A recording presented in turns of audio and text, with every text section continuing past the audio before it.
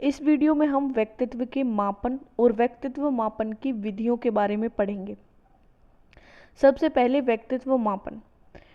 व्यक्तित्व के विकास के बारे में पता लगाना एक जटिल व कठिन कार्य है। व्यक्तित्व का मूल्यांकन किया जाता है। इसके द्वारा व्यक्ति के शारीरिक विकास, बौद्धिक विकास, सामाजिक विकास, संवेगात्मक विकास, व्यवहार, समायोजन, कुसमायोजन तथा अचेतन मन को जानने में सहायता मिलती है। विद्यार्थियों के व्यक्तित्व का मूल्यांकन करके उन्हें उचित निर्देश दिया जा सकता है। व्यक्तित्व का मूल्यांकन करने वाली विधियों को 3 भागों में विभाजित किया जा सकता है। सबसे पहले है व्यक्तिनिष्ठ विधियां, दूसरा है वस्तुनिष्ठ विधियां और तीसरी है प्रक्षेपी विधियां। व्यक्तिनिष्ठ विधियां या आत्मनिष्ठ विधियां। व्यक्तित्व मापन की वह विधि जिसमें एक समय में एक ही व्यक्ति के व्यक्तित्व का मापन किया जाता है उसे व्यक्तिनिष्ठ विधि या आत्मनिष्ठ विधि कहते हैं। व्यक्तिनिष्ठ विधियां कौन कौन सी हैं? आत्मकथा विधि, व्यक्ति इतिहास विधि, परिसूची विधि, प्रश्नावली विधि। इस विधि के प्रवर्तक हैं वुडवर्थ। साक्षात्कार विधि या मौखिक विधि। अवलोकन विधि। अवलोकन विधि व्यवहार मापने की सबसे प्राचीन विधि है। जीवन इतिहास विधि। इस विधि के प्रवर्तक टाइडमैन है। किसी भी व्यक्ति के व्यवहार में एकदम से जो विलक्षणता आ जाती है उसका पता लगाने के लिए इस विधि का प्रयोग किया जाता है। अगली है अंतःदर्शन विधि। ये विधियां व्यक्तिनिष्ठ विधियां हैं।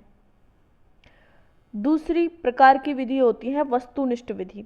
जब एक समय में 2 या 2 से अधिक व्यक्तियों के व्यक्तित्व का मापन किया जाता हो उन विधियों को वस्तुनिष्ठ विधि कहते हैं। वस्तुनिष्ठ विधियों के उदाहरण कौन कौन से हैं या वस्तुनिष्ठ विधियां कौन कौन सी हैं? सबसे पहली है निरीक्षण विधि या बहिर्दर्शन विधि, रेटिंग स्केल, परिस्थिति परीक्षण विधि यानी टेस्ट मेथड, समाजमिति विधि। इस विधि के प्रतिपादक हैं J.L. मोरेनो। व्यवहार परीक्षण विधि।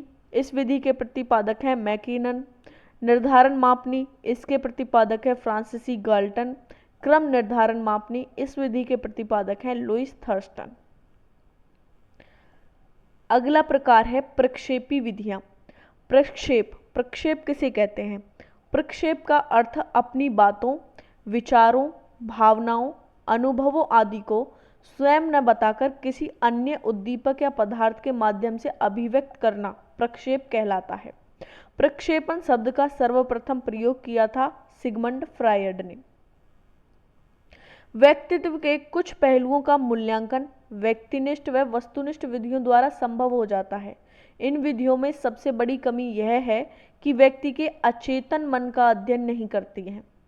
मनोविज्ञान में अचेतन मन को जानने के लिए प्रक्षेपी विधियों का प्रयोग किया जाता है। इनके माध्यम से व्यक्तित्व का आंतरिक सतह तक दमित इच्छाओं में संरचना का ज्ञान होता है। इसलिए प्रक्षेपी विधियों को व्यक्तित्व के मूल्यांकन की सर्वोत्तम विधियां समझा जाता है। प्रक्षेपी विधियों का सबसे पहले प्रयोग अल्फ्रेड बिने ने किया था। फ्रायड के अनुसार प्रक्षेपी विधियां व्यक्ति की द्वंद्वों और आंतरिक दशाओं को बाहर लाती हैं जो दुख व चिंता के कारण हैं। फ्रैंक के अनुसार ये तो एक्सरे की भांति हैं जो व्यक्ति के व्यक्तित्व के विभिन्न पहलुओं को जानने में सहायता करती हैं जिन्हें व्यक्ति स्वयं नहीं जानता। प्रक्षेपी विधियों से व्यक्ति के अचेतन मन में छिपी हुई दमित इच्छाओं का पता लगता है। व्यक्तित्व की प्रक्षेपण विधियां कौन कौन सी हैं? सबसे पहली विधि है TAT, थीमेटिक अपरसेप्शन टेस्ट यानी प्रासंगिक अंतर्बोध परीक्षण या कथा प्रसंग परीक्षण। इस विधि के प्रतिपादक हैं मॉर्गन व मुरे। प्रतिपादन किया गया था सन 1935 में। इसमें कुल कार्डों की संख्या होती है 31, 30 + 1। थीमेटिक से अर्थ है थीम या प्रसंग से संबंधित। अपरसेप्शन से तात्पर्य है किसी वस्तु को देखकर अपने पूर्व ज्ञान के आधार पर उसका बोध करना। इस प्रकार थीमेटिक अपरसेप्शन परीक्षण का अर्थ है वह परीक्षण जिसमें प्रायोज्य यानी जिस पर इस विधि का प्रयोग किया जा रहा है चित्रों को देखकर अपने पूर्व ज्ञान के आधार पर कहानी बनाता है। इसे TAT अथवा कल्पना शक्ति परीक्षण भी कहा जाता है। यह परीक्षण 14 वर्ष से अधिक आयु वाले बालकों व प्रौढ़ व्यक्तियों के लिए किया जाता है। इस परीक्षण में चित्रों के आधार पर प्रयोज्य को कहानी बनानी पड़ती है। इन कहानियों के माध्यम से वह स्वयं को प्रक्षेपित करता है। प्रयोज्य के मन में दबी हुई इच्छाओं, आकांक्षाओं, आशाओं, निराशाओं, भय आदि की अभिव्यक्ति करता है। इस परीक्षण द्वारा सामान्य व न्यूरोटिक व्यक्तियों का अध्ययन किया जाता है। इस परीक्षण पर 10 कार्डों पर पुरुषों से संबंधित, 10 कार्डों पर महिलाओं से संबंधित तथा 10 कार्डों पर दोनों से संबंधित चित्र बने होते हैं और एक कार्ड जो है वो खाली रहता है। बालकों को चित्र दिखाकर कहानी लिखने को कहा जाता है। कम से कम 10 कार्डों पर कहानी लिखवाई जाती है। इसमें व्यक्ति की रुचियां, इच्छाओं व आवश्यकताओं की जानकारी होती है। अगली प्रक्षेपी विधि है CAT, चिल्ड्रन अपरसेप्शन टेस्ट, बाल संप्रत्यक्ष परीक्षण। इसके प्रतिपादक हैं लियोपोल्ड बेलाक। प्रतिपादन किया गया था सन 1948 में। विकास में योगदान दिया था डॉक्टर अर्नेस्ट क्रिस ने। इस विधि में कार्डों की संख्या होती है 10। इस परीक्षण का प्रयोग 3 वर्ष से 11 वर्ष तक की आयु के बालकों के व्यक्तित्व का मूल्यांकन करने के लिए किया जाता है। प्रत्येक कार्ड की घटना का वर्णन एक कहानी के रूप में करना होता है। इस परीक्षण को CAT भी कहा जाता है। CAT की सहायता से बालकों के व्यक्तित्व का मूल्यांकन किया जाता है। इस परीक्षण में 10 मानकीकृत कार्ड होते हैं। इन कार्डों पर जानवरों के चित्र बने होते हैं। इन जानवरों को जीवन की विभिन्न परिस्थितियों में दर्शाया गया है। बालक को प्रत्येक कार्ड की घटना का वर्णन एक कहानी के रूप में करना होता है। बालक इन चित्रों के माध्यम से कल्पना करता है और वह अपने अनुभवों व भावनाओं को प्रक्षेपित करता है। चित्रों के माध्यम से आदतें, पारिवारिक संबंध, प्रशिक्षण तथा व्यक्तित्व से संबंधित समस्याओं का अध्ययन किया जाता है। अगली प्रक्षेपी विधि है IBT यानी इंक ब्लॉट टेस्ट, रोसर्रा स्याही धब्बा परीक्षण। इसके प्रतिपादक है हरमन रोसर्रा। इसका प्रतिपादन हुआ था सन 1921 में। इसमें कार्डों की संख्या है 10। इस परीक्षण में 10 कार्डों पर स्याही के धब्बे बने होते हैं। 5 कार्डों पर काले व सफेद तथा बाकी 5 पर विभिन्न रंगों के धब्बे बने होते हैं। बालकों को आकृति दिखाकर इसके बारे में पूछा जाता है। इसमें बालकों के क्रियात्मक, भावात्मक व संज्ञानात्मक परीक्षण किए जाते हैं। अगली विधि है FWAT, free word association test यानी स्वतंत्र शब्द सहचर्य परीक्षण।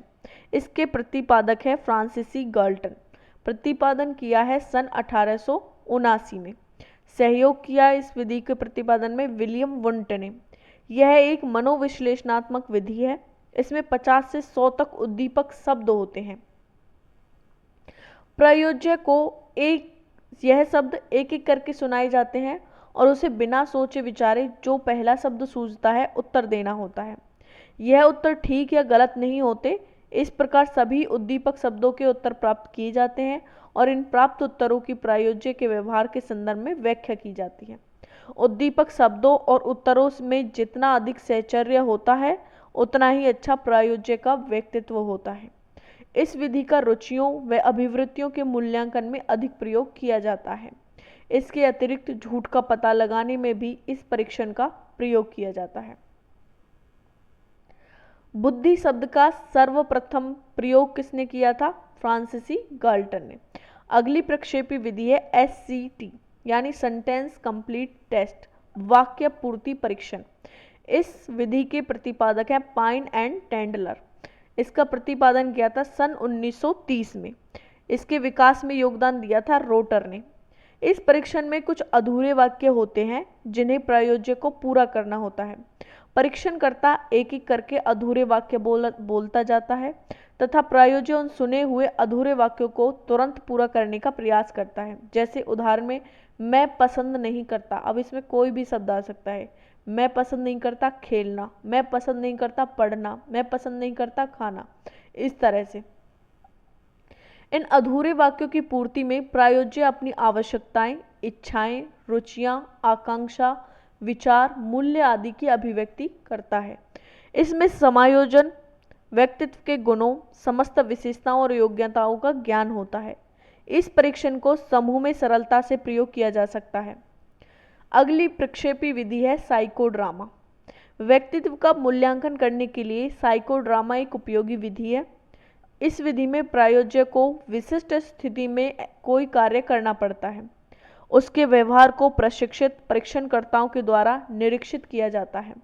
ऐसा विश्वास किया जाता है कि प्रायोजक जो भी कार्य करता है उसमें वह अपनी आंतरिक भावनाओं और द्वंद्वों को प्रक्षेपित करता है। इस विधि का प्रयोग कुसमायोजित व्यक्तियों के व्यक्तित्व का मूल्यांकन करने के लिए किया जाता है। खेल विधि जो है वो भी एक प्रकार की प्रक्षेपी विधि का प्रकार है या